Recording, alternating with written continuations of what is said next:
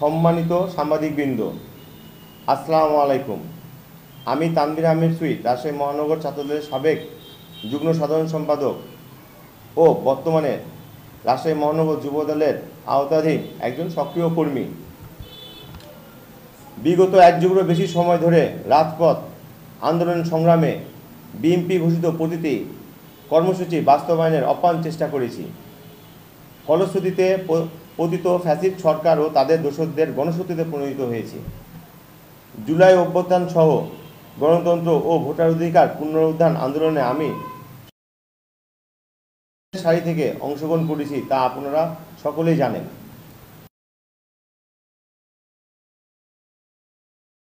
নির্যাতনের শিকার হয়েছি। 4টিরও অধিক রাজনৈতিক উদ্দেশ্য প্রণীত মিথ্যা মামলা আমার বিরুদ্ধে রয়েছে। আমি একটানা 78 দিন মিথ্যা মামলায় জেল জুলুমের শিকার হয়েছি। অর্থনৈতিকভাবে ও পারিবারিকভাবে চরম হেনস্থা ও অবহেলার শিকার হয়েছি। ছাত্র জনতার যৌথ গণভ্যুত্থানে সকলের মতো আমিও সম্মুখ সারি থেকে পতিত হাসিনা সরকারের বিরুদ্ধে অবস্থান গ্রহণ করি এবং সরকার পতনের পরও ছাত্র আন্দোলনে এবং বিগত সময়ে জুলুম নির্যাতনকারী, গুলিবর্ষণকারী, হত্যা মামলার আসামিদের বিরুদ্ধে সামাজিকভাবে শক্ত অবস্থান গ্রহণ করি। পুলিশ তথা আইনশৃঙ্খলা বাহিনীকে সর্বাত্মক সহযোগিতা করার জন্য বিভিন্নভাবে তাদেরকে তথ্য দিয়ে সহায়তা করে আসছি। আওয়ামী লীগের যারা জুলুম নির্যাতনকারী, অন্যায়কারী, তাদের বিরুদ্ধে আমার অবস্থানের কারণে আওয়ামী লীগের বিভিন্ন পর্যায়ে এজেন্টদের আমি শত্রুতে পরিণত হয়েছি। বিভিন্ন মামলার আসামিদের আইনশৃঙ্খলা বাহিনীর হাতে সাপোর্ট করে তাদের বিভাজন হয়েছি। কিছুদিন ধরে লক্ষ্য করছি পতিত কিছু সাংবাদিক নামধারী ব্যক্তি আমাকে রাজনৈতিকভাবে হেয় প্রতিপন্ন করতে, ব্যক্তিগতভাবে সুনাম ও সামাজিক ভাবমুক্তি পূর্ণ করতে বিকৃত তথ্য সমেত সংবাদ প্রকাশ সহ বিভিন্ন অনলাইন মাধ্যমে প্রচারণা চালাচ্ছেন। আমার বিরুদ্ধে চাঁদাবাজির নামক ভয়ঙ্কর দায়ভার চাপানো হয় উদ্দেশ্যপ্রণীতভাবে। আমার বিরুদ্ধে এখানে একটা নিউজ আছে অনলাইনে, সকালের বুলেটিন। আমি আগেই বলেছি যে আমি আওয়ামী লীগের বিরুদ্ধে শক্ত অবস্থান নিয়েছি। আমি তাদের চাঁদাবাজির বিরুদ্ধে অবস্থান নিয়েছি রথের মেলায়। সে চাঁদাবাজি যাদের বিরুদ্ধে নিউজ হয়েছে, এই যে বুদ্ধু, সে আলতুর ভাইস্তা বুদ্ধু, এবং আলতু হলো 5 আগস্টের আমাদের যে ছাত্র জনতার উপর হামলা হয়, সেই হামলায় সে আওয়ামী লীগের পক্ষে অবস্থান নিয়ে গুলি করেছে। এই যে তার ফুটেজ। আমার প্রশ্ন এখানে যে আমি তাদের বিরুদ্ধে শক্ত অবস্থান নিয়েছি।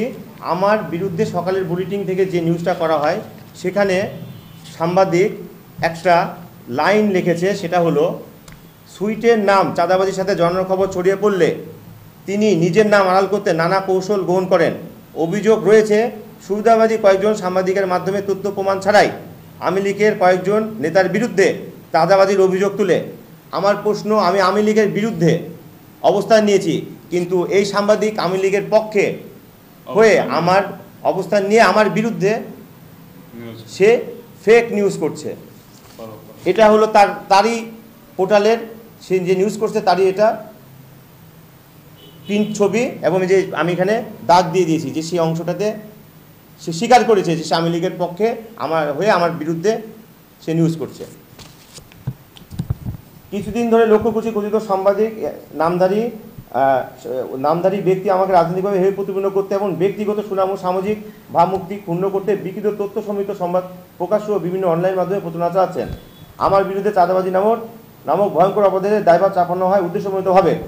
আমি আপনাদের মাধ্যমে আজকে উপস্থিত হয়ে চ্যালেঞ্জ করে জানাতে চাই, কোনো ব্যক্তি বা প্রতিষ্ঠান বা মহল আমার বিরুদ্ধে আনিত যে কোনো অভিযোগের তথ্য প্রমাণ যেন আমার সামনে হাজির করে। তথ্য প্রমাণ, শুধুমাত্র অনুমান ভিত্তিক সংবাদ বা তথ্য পরিবেশন করে মানুষকে বিভ্রান্ত করা সম্ভব, কিন্তু সত্য লুকানো সম্ভব নয়। আমার বিরুদ্ধে চাঁদাবাজি বা অন্য কোনো অভিযোগ প্রমাণিত হলে আমি যে কোনো শাস্তি মেনে নিতে প্রস্তুত। চাঁদাবাজির বিরুদ্ধে অবস্থান নিয়ে আমার বড় অপরাধ। চিহ্নিত চাঁদাবাজদের কোনো দল নেই, কোনো ঠিকানা নেই। চাঁদাবাজদের পুনর্বাসনকে বাধা দেওয়ায়, তাদের অবৈধ কাজকে প্রতিহত করায় আমি আজকে অনলাইন মিডিয়া ট্রায়ালের শিকার।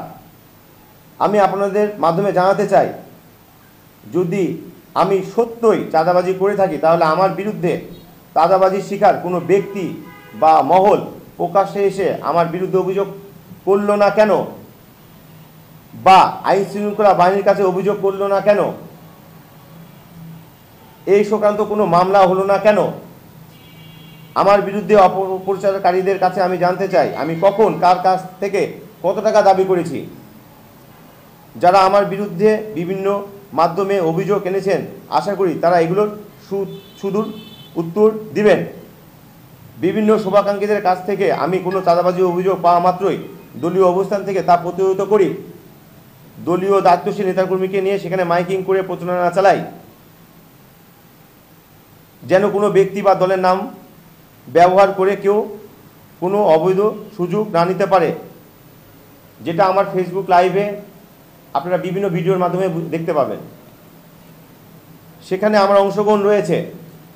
এমন অবস্থায় থেকে চাঁদাবাজি বা অবৈধ সুযোগ সুবিধা নেওয়ার কোনো সুযোগ নেই। আমি ও আমার বাবা একজন প্রতিষ্ঠিত পুস্তক ব্যবসায়ী। আমাদের দোকানের নাম ছাত্র বন্ধু লাইব্রেরি, সোনাদিঘির মোড়ে। এটা আমাদের নিজস্ব দোকান। পারিবারিকভাবে আমরা আর্থিকভাবে সচ্ছল। সুতরাং চাঁদাবাজির মতো হারাম টাকার প্রতি আমার কোনো লোভ লালসা নেই, বরং ঘৃণা আছে।